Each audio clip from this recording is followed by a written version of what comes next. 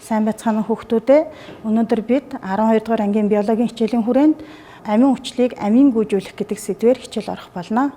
За өнөөдрийн хичээл маань амин хүчлийг амин гүйжүүлэх болон шээг үүсэх үйл явцыг тайлбарлах гэсэн суралцсан зорилтын хүрээнд явагдах юм аа.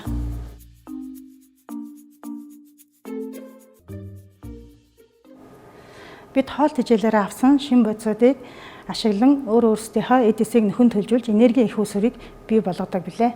За тэгвэл бидний хоол тэжээлээр авсан зарим нэглүүд маань азот агуулсан байдаг. За амьд биеийн хоол тэжээлээр авсан азотт нэглүүд маань шинэ бүтэц үүсгэхэд зарцуулагддаг. Гэхдээ заримдаа мах ихтэй хоол идсэн үед их хэмжээний уурга биед орж ирсэн бол азотт нэглийн илүүдэл болж тухайн илүүдэл нь биеэс гадагшлах ёстой болдгоо.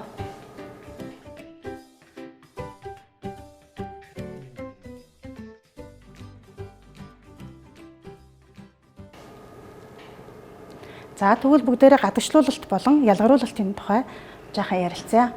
Гадагшлуулалт бол хоол тэжээлийн үлдэгдлээ нэг эстнүүд эсээс гадаад орчин руугаа гаргадаг байгаа бол олон эстнүүд хоол боловсруулах замынхаа төгсгөл хэсгийг ашиглан биеэсээ зайлуулдаг байгаа. За ялгаруулалт гэвэл сээр нуруутай амьтад уушиг, бөөр, арсныхаа тусламжтай бодис солилцооны үлдэгдэл бодисоо ялгаруулдаг бол сүүгээр божигчид шээс үүсгэн шээс дамжуулах сувгийн тусламжтайгаар биеэсээ ялгаруулан гаргадаг.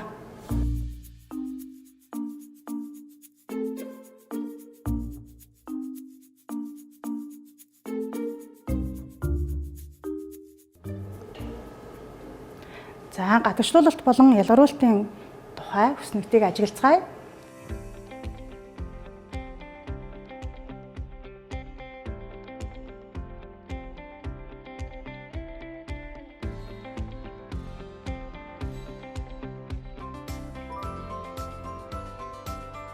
Гадагшлуулалт бол хоол тэжээлийн боловсроогийн үлдэгдлийг биеэсээ зайлуулах үйл явц байдаг байна.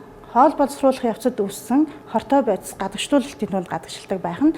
За харин хоол боловсруулах эргэтэн тогтолцоо энэ үйл явцад оролцоно. За гадагшлуулах үйл явц бол амьтан дээр явагддаг байх нь.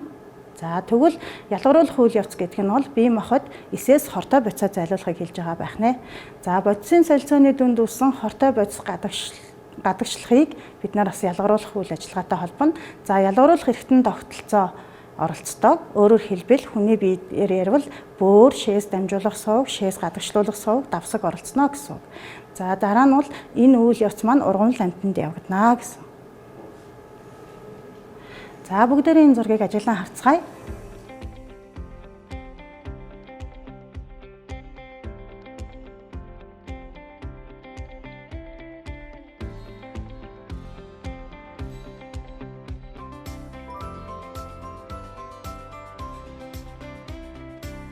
За та бүхэн энэ хүнсний бүтээтгүнд ямар шин тэжээлийн бодис илүү их агуулгадж байгаа вэ гэдгийг ажиглан харсан байх гэж бодож байна.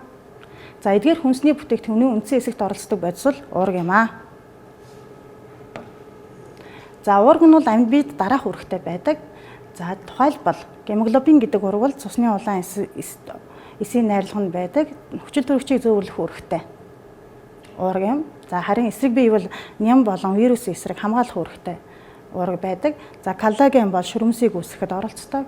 За амилаза бол нүрс усыг задлахад оролцдог энзим юм аа. За инсулин бол цусан дахь глюкозын хэмжээг бууруулахад оролцдог даавар гэдгийг бид бүхэн өмнөх хичээлүүд дээр үзсэн байгаа. За мөн уурга задрахад 17 орчим киложоул энерги үүсдэг юм аа. За уурга бол полимер нэгдэл бөгөөд мономер нь амин хүчил юм.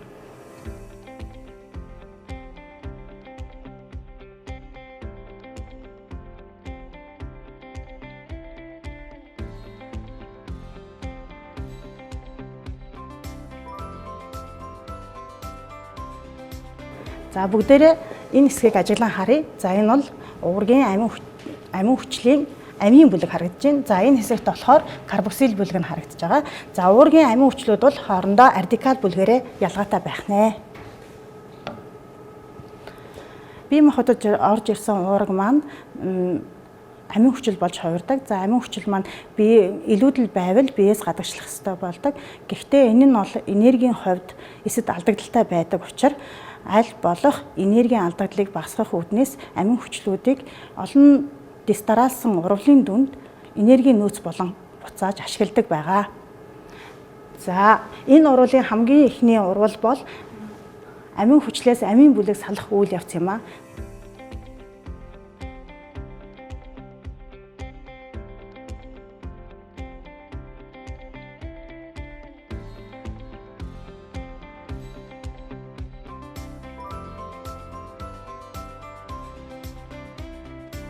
За та бүхэн харж байгаа амин хүчлийн ерөнхий томьёо байж гин. За энэ амин хүчлээс амин бүлэг болон амин хүчлийн үлдэгдэл маань ингээд салсан байгаа нь харагдаж байна.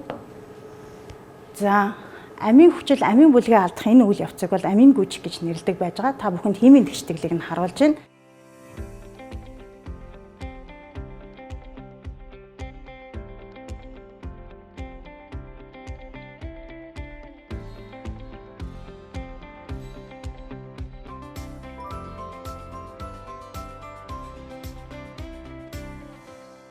Амин бүлэг салж явснаар бол ус төрөгчийн ионы оролцоотойгоор аммон үсгдэг. Аммон бол бие махбодод маш хортой. За эсидийг гэмтээдэг учраас аммоныг маш хурдан хугацаанд шээг болон хувиргах ёстой байдаг. За амин бүлэг маань аммон болж хувирах үйл явц маань илгэнд явагддаг байж байгаа. За аммон маань хортой нэгдэл учраас илгэний эсүүд бол аммоныг маш хурдан хугацаанд шээг болон хоргүй бодис болгон хувиргах ёстой байдаг.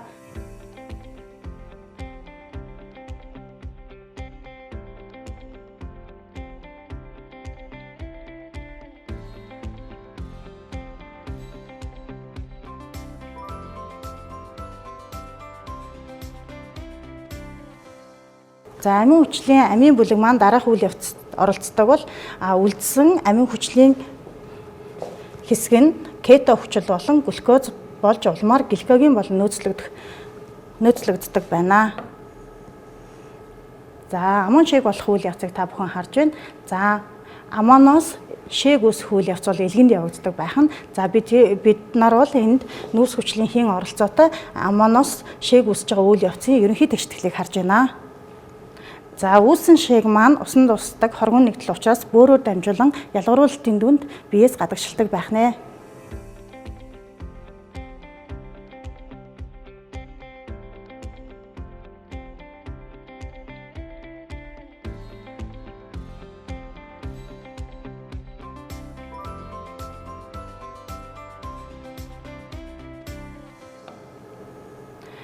За өмнөх хэсэгдэр бол бид амин бүлэг аммон болж хувираад дараа нь шээг болох үйл явцын ерөнхий дүр зургийг харсан. За одоо энд бол аммоноос шээг үүсэх нарийн урвалууд явагдаж байна.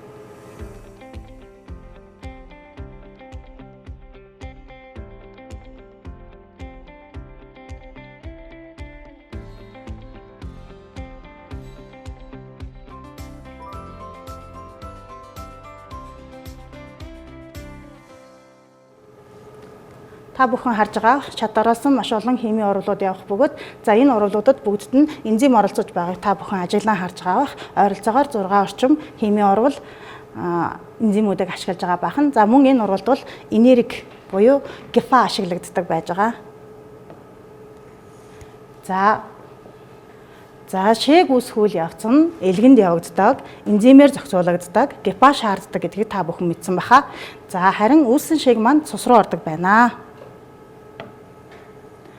За насанд хүрсэн хүн бол нэг өдөрт 25-аас 30 г шээгийг үүсгдэг байх нь. За үүссэн шээг нь бол заавал гадагшлах ёстой байдаг. Хэрвээ цусны шээг их хэмжээтэйгээр хоримтлагдвал тухайн бие махбодод аюултай байдал үүсдэг. За шээг маань элгэний эсүүдээс цусны сэргэн рүү диффузлэгдэх замаар ордог байж байгаа. За цус маань бөөрөөр дамжих явцад шээг шүүгдэн шээсээр дамжин ялгарч гардаг байх нэ.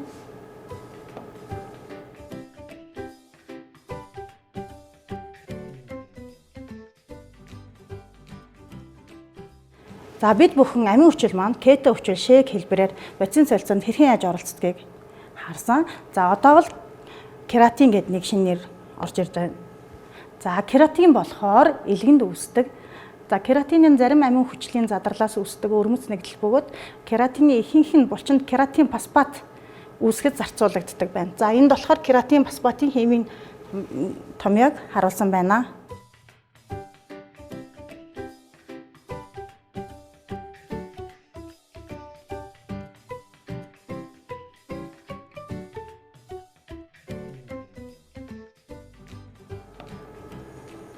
За кератин фосфат нь бол энергийн нөөцлөөр болж хэрэглэгддэг байхаас гадна заримдаа кератинин болж шээсээр дамжин зайлуулагддаг юм а.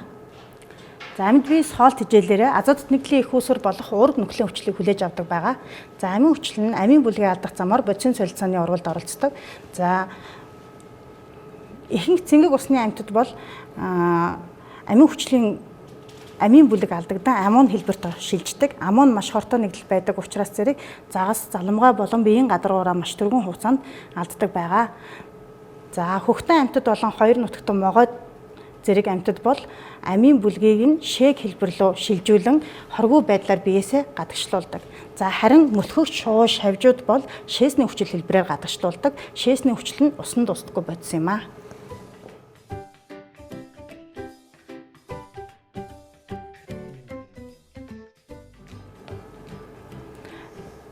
За шээсний хүчил нь болохоор зэрэг амийн хүчлээс үүсэхгүй харин нүхлийн хүчлийн пурины суурьдын задарлаас үүсдэг. Гэхдээ амьд бие азот агуулсан задралын бүтээгдэхүүн болох шээсний хүчил кератининийг шээсээр маш бага хэмжээтэй ялгаруулдаг байна. За өнөөдөр бид нар амийн хүчлийг амин гүйжүүлэх гэдэг сэдвийг үзэж дууслаа. Анхаарал хандуулсан та бүхэндээ баярлалаа.